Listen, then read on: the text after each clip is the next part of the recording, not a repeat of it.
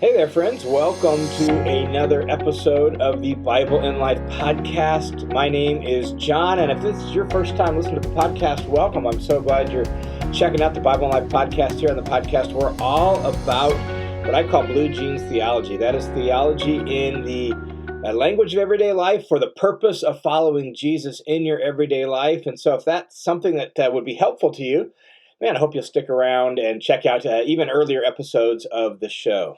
And as we begin this episode, I just want to say I am so grateful to all of the supporters and ministry partners who make the Bible in Life ministry possible. Whether you give a small amount, a large amount, whatever you can donate, you really are the ones that make this ministry go. I couldn't do it without you. So thank you so much to each and every one of you who support this ministry, support the podcast, the listener's commentary, and so many of the other things I do that don't cover the basic expenses. And so it really depends on the generosity and support of God's people, you. And so I am just so grateful to you, my ministry partners. Thanks a ton for making this ministry possible. And if you've been thinking about joining the team of ministry partners, you can do so at the link down in the notes below. All right, I hope you had a wonderful Easter weekend celebrating Jesus, celebrating his resurrection. If you have family near you, celebrating with family.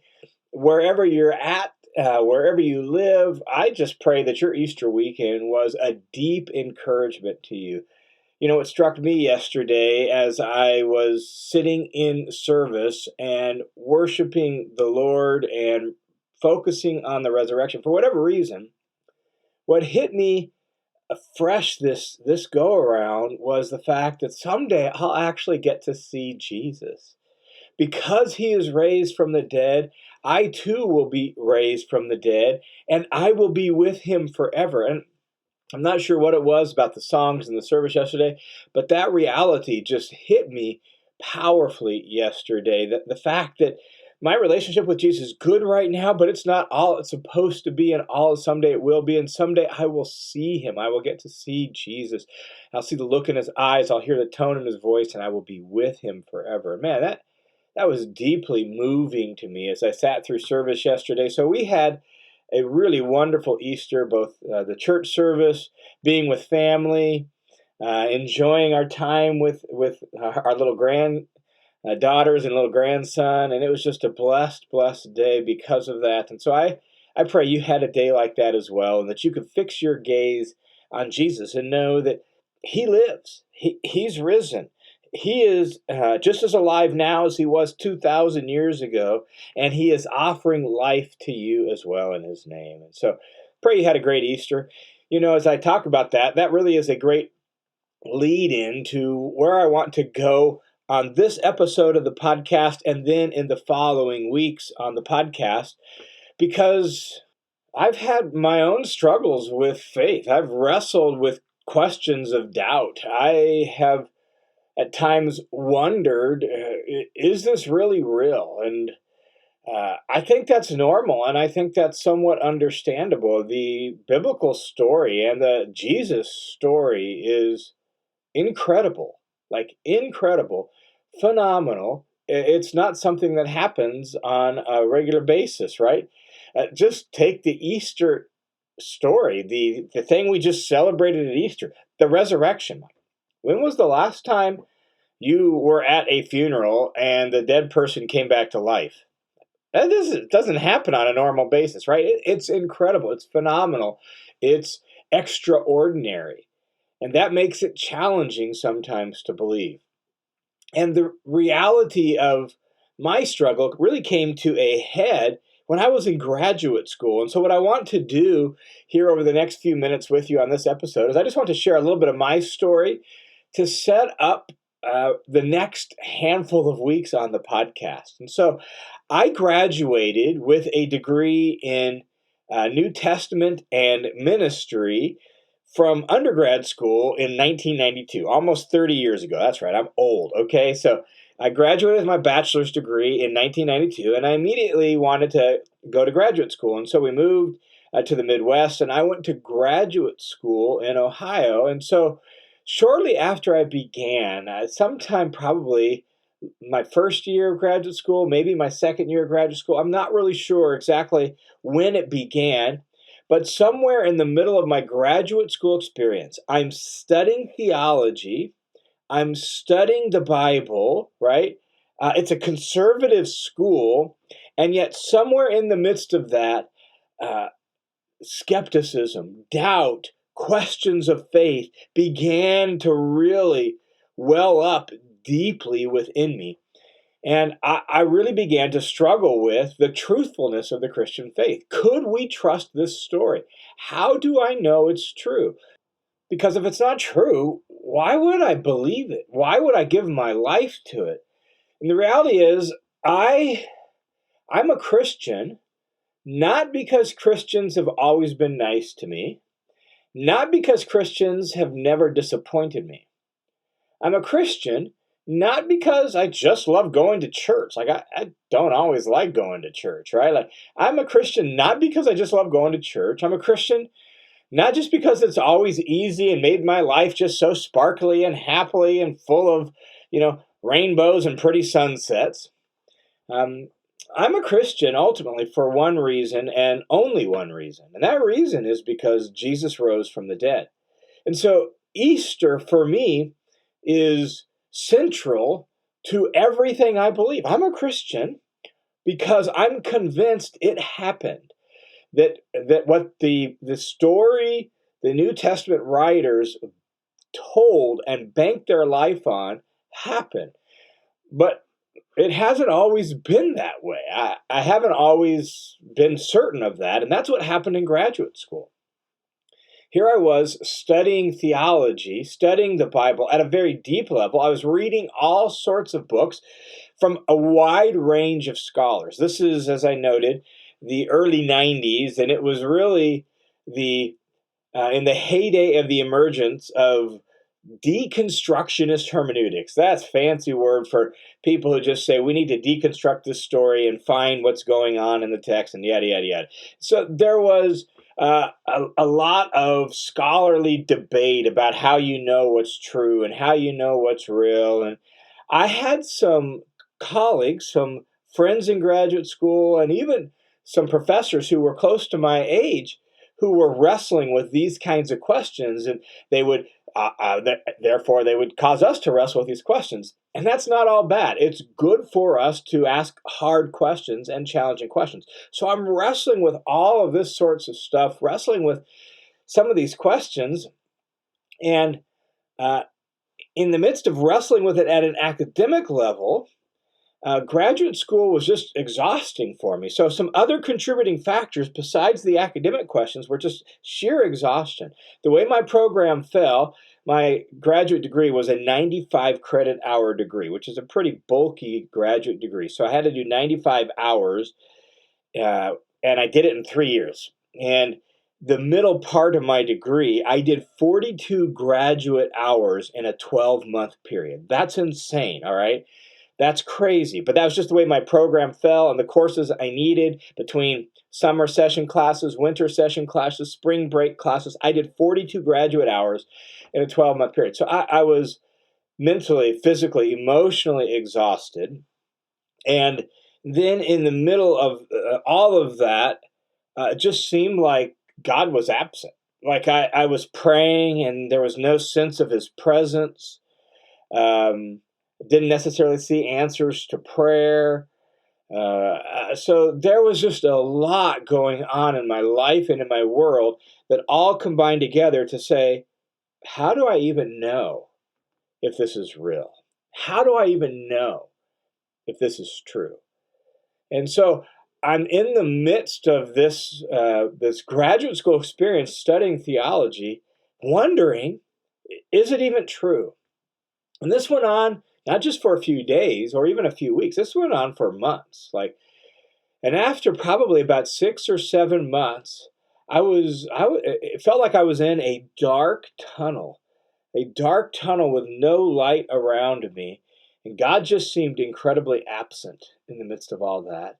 And I was really in what I later realized was some sort of like just spiritual funk, spiritual depression, and I needed to know, if I don't sense God's presence ever again, if God never answers another one of my prayers again, can I still trust all of this? And so, in the midst of that, here's what I did. I was like, I need to sort this out. And after wrestling with this and wrestling with my questions and wrestling with my doubts, I got out a piece of notebook paper, and I had studied, I had read a lot, right? I got out a piece of notebook paper and I simply wrote out on this piece of notebook paper my reasons for why I'm a Christian. Why I'm a Christian. And here's what I wrote.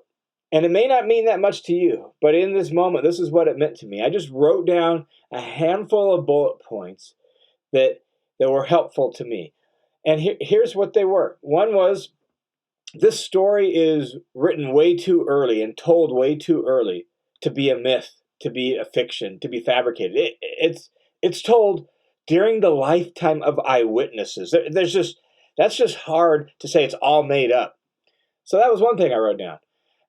In addition, I noted that the Gospels were too accurate. Like when I read the Gospel accounts of Jesus, there's just too much historical accuracy in there. Yes, there's challenging bits in it. Yes, there's legitimate questions and things we have to wrestle with.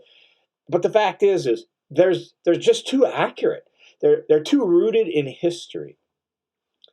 Related to that, you have multiple witnesses all telling the same story, and those stories integrate really well. And so you have multiple witnesses telling the exact same story. Not only that, some of the witnesses were reluctant witnesses, and they told the same story, and all these witnesses told the same story for the whole length of their life, never recounting the story. And it wasn't just a story of something they felt. It was a story of something that happened, an empty tomb, and conversations with a person who had been crucified, and they said they saw, and they ate with him, they talked with him, they touched him, they heard his voice 3 days after the fact. And so multiple witnesses all telling the same story.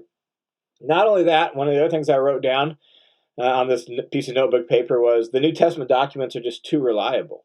The New Testament documents are just too reliable. Like, they haven't been changed since they were first written. We have thousands of manuscripts, and the manuscripts that we have are by and large all the same. And so they haven't been significantly edited or significantly changed. I mean, like, even if the places where there is some manuscript variation because they were writing these things down by hand, it affects such a minor amount of the text and nothing of central significance that they're just too reliable. So that, and then the last thing I wrote down on this piece of notebook paper was, no other explanation fits the facts. It's like, well, here's the story. What other explanation do we have for it? What other explanation do we have for what happened that convinced these people Jesus was alive from the dead, so much so that they completely risked not only their life, their eternal life on this story? And so as I wrestle with my doubts and I wrestle with my questions, I simply, on a page of notebook paper, just wrote out the things that convinced me, got it in writing. Here's the things that convinced me this story is true. That was what I needed. And even though that sounds remarkably simple, after 6 or 7 months of wrestling with this, and then just putting down on paper for me to objectively see, here's the reasons why I am convinced this story is true. That changed the game for me. And that's why I'm a Christian. I'm a Christian because I'm convinced that story is true. So when I have my doubts, when there's things I can't explain, when there's things that don't make sense, when God does go into hiding and seem absent, as God does sometimes with his people, and that's well documented with all his people throughout history, so that's just the way it works sometimes, right? When that happens, when answers to prayer seem hard to come by, when there's things that I don't understand or it's hard for my little finite brain to get around, when there's all those things, I go back to the story and say, yes, but this story is true. This is what happened. And in the context of the whole story of the Bible, I'm convinced Jesus is who he said he is, can do what he said he can do, and I am banking on him to rescue and to deliver and to save me because I'm convinced the story is true. I'm convinced it's true. And so what I want to do over the next handful of weeks on the podcast is just unpack some of that. And there are different kinds of doubts, and I want to deal with some of those different questions of doubt.